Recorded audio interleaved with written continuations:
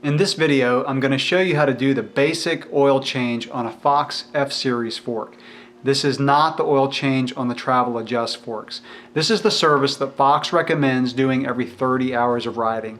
If your conditions are not that harsh that you typically ride in, you could probably go 50 to 60 hours of riding before doing this service. This will not be the service that goes into the damper side. That's the one Fox recommends every 100 hours of riding, and it's also one that I'd recommend sending your fork back into Fox because that one's a little bit more involved. This is most of what you're going to need to do this service. You're going to need the 10-weight green Fox oil. You're going to need 5 cc's of Fox float fluid. I have a container here, but you can also get this in a 5 cc pillow pack. You're going to need something to measure the oil and pour the oil into, something like this container. It's also very helpful to have one of these cheap syringes that you can grab at a drugstore. This is a 10 milliliter syringe, and that's not only helpful for measuring the oil but putting it back inside the fork. You're also going to need to pick up 2 of these crush washers from your local bike shop. You're also going to need a 26 millimeter socket wrench. You'll need a 10 millimeter socket wrench, and you'll need a few Allen wrenches. You'll need a 2 millimeter, a 2.5, a 4, and probably a 5 for your stem and top cap. Some of them use a 4, and also probably a 5 to remove your brake caliper. You'll also need a torque wrench. The 2 torque specs you'll need for this are 5.8 Newton meters and 24.8 Newton meters. So have a torque wrench that'll span that range, or maybe 2 torque wrenches. And then you'll need a shock pump. You'll need a rubber mallet. It's very helpful to have a work stand. It's not required, but it does make this job easier. And then you're going to need something to catch the oil.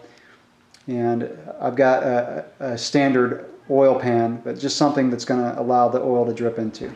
Before you put your bike in the work stand and remove the fork, you're going to want to remove the air cap on the left side. And when I refer to sides in this video, it's going to be the sides as if you were standing behind the bike. So the spring side, which is the air side, is the left side. Okay, I highly recommend loosening the air spring cap before you remove the fork. That way you can leave the bike on the ground, push down real hard on your socket wrench while you turn it. That will prevent the socket from stripping this cap, which is easy to do because the bolt does not stick up very high. So again, with the bike on the ground, push down, turn counterclockwise, and just loosen that cap. Once it starts to turn, you can stop because you've got air pressure inside it. We're going to release that once the fork is off the ground. Okay, now I put the bike in the work stand to remove the fork, and to do so I'm going to remove the front wheel. Okay, I'm going to remove the brake caliper, and you'll probably have a cable retainer like what's on this Fox fork. If not, you may even have a zip tie that you have to cut. Okay, next I'm going to loosen my stem bolts, and always loosen and tighten stem bolts evenly for each bolt. Keep the top cap on while you do that so the fork doesn't fall out. Once the stem bolts are loose, now it's time to loosen the top cap. Keep a hand under the fork, okay, because it could drop out. I take my top cap off, set it aside, keeping your hand on the fork, and then I'm going to remove the fork and grab the stem, remove that, and then keep an eye on your spacers at the top and your bearings. Just keep a hand on everything, and I'm not going to go into detail on spacers and headsets because I'm going to assume you already know how to do that. But just take all of your spacers and bearings and set those aside on a clean surface. Alright, now I removed the bike from the work stand so I could clamp the fork in the work stand. And you don't have to have a work stand, but it does make this job a lot easier. Okay, now I'm going to take my 2 millimeter Allen wrench, and I'm going to remove the rebound adjuster bolt by just loosening this Allen bolt inside and It does not need to be loosened very much, probably about 3 or 4 turns, and it'll slide right off. Okay, now I'm going to take my 10mm socket and loosen both of these bolts. These will not be very tight. They're only about 5.5 Newton meters. And have your drain pan underneath. You probably will not have any oil come out yet, but do have your drain pan underneath. And I'm going to remove both of these and set them aside. You may have the crush washer stay on the bolt that protrudes from the bottom, as happened in this case. So make sure you remove that as well. And now remove the other side in the same manner. Now on the rebound side, you've got this protrusion where the rebound knob went onto. Be very careful with this. You want to make sure that you don't turn your wrench and bend this. So we'll get both of those bolts off. And now we're ready to release the oil. Now it's time to tap on these bolts and release the oil because these are stuck down to the stanchion tubes. But here's a tip, and that is you can either take the original bolt that was on there and thread it upside down, but what I would recommend is picking up another one at the bike shop and using that one, or maybe using one of your other ones but having one on standby, because there's a chance you could dent this. So what I'm going to do is I'm going to thread this back on, and this is helpful for the spring side but really mandatory on the damper side. So I'm just going to thread this on upside down, and I'm going to tap on the bolt until I see it go up inside the stanchion tube, and the oil will probably come out at that point. Okay, so that moved, and I know it's loose, and I'm just going to take the bolt off. No oil is coming out yet, so it'll probably come out when I tap on the other side. And here comes some. Starting to drip out. And let's do the same thing on the damper side. Okay, I've got that bolt threaded on the damper side, and it doesn't really matter which one you do first. But when you do the damper side, thread that bolt just far enough to where that protrusion doesn't stick out the bolt, because you don't want to tap on that with the hammer.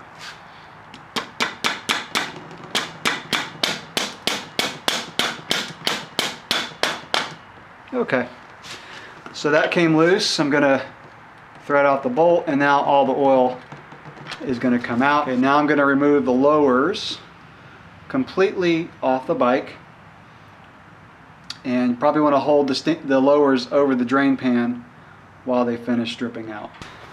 Okay, now that the lowers are off the bike, I'm going to take some rubbing alcohol, put it on a paper towel or a clean rag, and then just wipe off your stanchion tubes really good. And you'll probably have an O-ring on the left stanchion tube. Just make sure that doesn't come off, but you do want to move it around a little bit to get that stanchion tube very clean.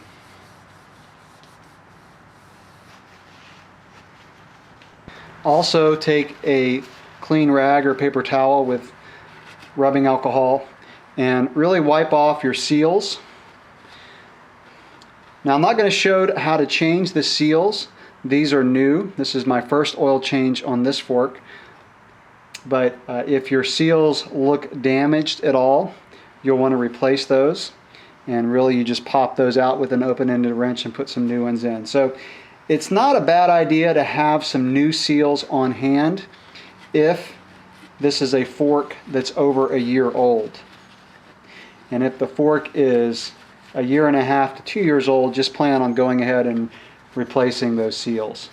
So I'm going to clean really good around them. I can also take a clean paper towel, kind of push it down inside there, and use a long Allen wrench if you have one, or something very narrow that you can push it back out the top, and that'll clean inside of the lowers. But be very careful when you do that, that whatever object you use to push the paper towel back out does not touch the sides of the fork or the seal, because you don't want to scratch those. So if you don't have that and you don't want to do that, it's not mandatory, but it does help clean inside of your lowers. So just get everything real clean. Okay, at this point I'm going to go ahead and release the air out of the top cap. And you may need something to push down on that Schrader valve.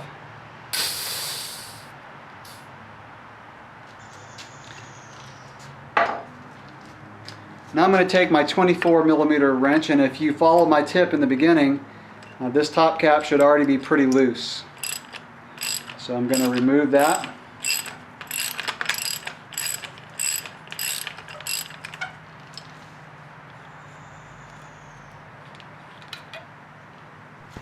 Now I'm going to take the fork out of the stand, and all I'm going to do is turn it upside down and dump out the float fluid that's inside here.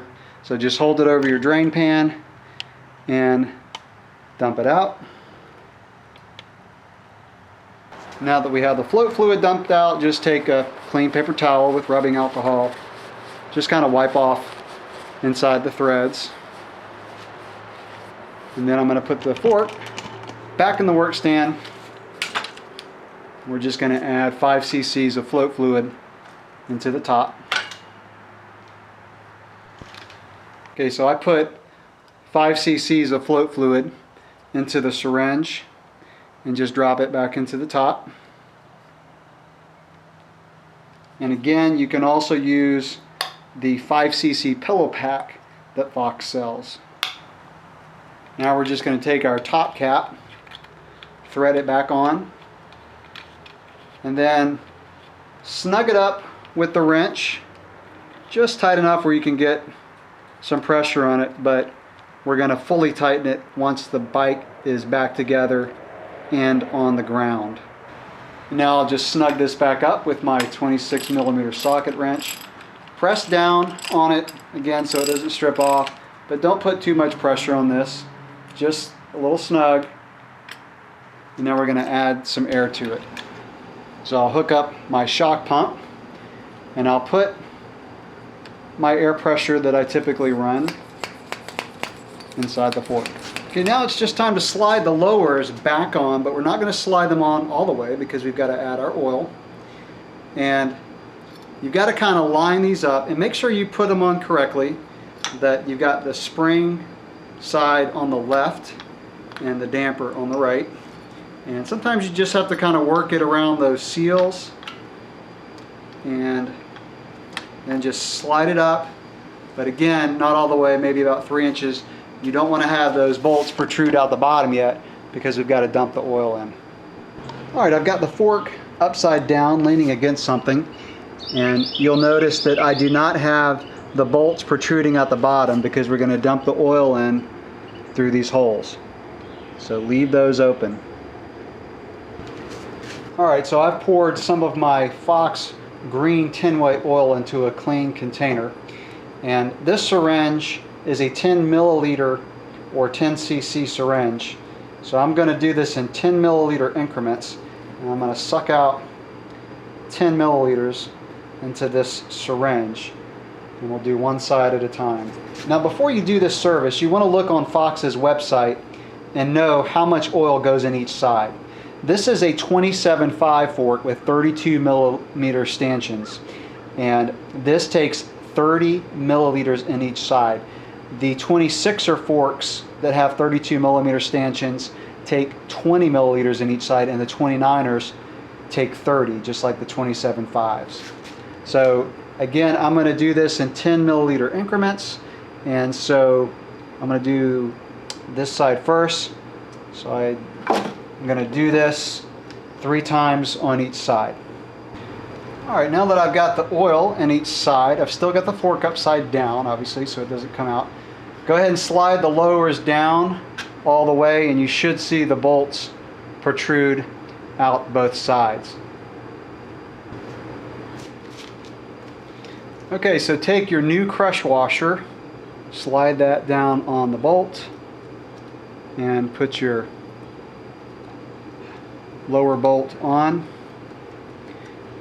and then we're going to tighten it up using a torque wrench. Okay, using your torque wrench, tighten each of these bolts to 5.5, technically it's 5.6 Newton meters.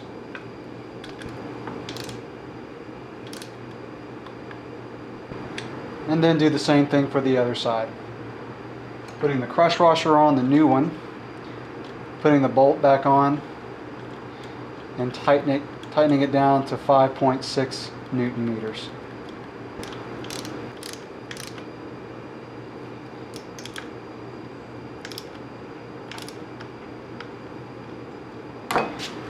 Alright, that's pretty much it for changing the oil in this fork. Before you put everything back together, make sure you wipe off your crown race on your fork. Take a clean paper towel with alcohol and rub down your bearings. Get those clean. You probably want to put a little bit of grease back on those before you put everything back together. Okay, I've got the fork back on, front wheel on, I've got the bike on the ground. Just like when we removed the top cap or loosened it before we started, we're going to do the same thing by putting the bike on the ground, pushing down hard, and then tightening this down. And this gets tightened to 24.8 Newton meters. Now that I've got that tight, I'm just going to put my air cap back on. And don't forget to put your rebound adjuster knob back on. You'll notice that there is a hole in the protrusion. Make sure that you line up the Allen bolt with that hole. And tighten it up with your 2mm Allen wrench. This does not need to be very tight, just enough to hold it on there. And give it a turn. Make sure that you did line up the Allen bolt inside of that hole. So that's pretty much it for doing the basic oil change on a Fox F-Series fork. As you can see, there's not a lot to this, and you can get this down pretty quick. You could probably get this done in about 20 minutes once you've done it a few times. Again, I recommend doing this every 30 to 50 hours of riding. Thanks for watching.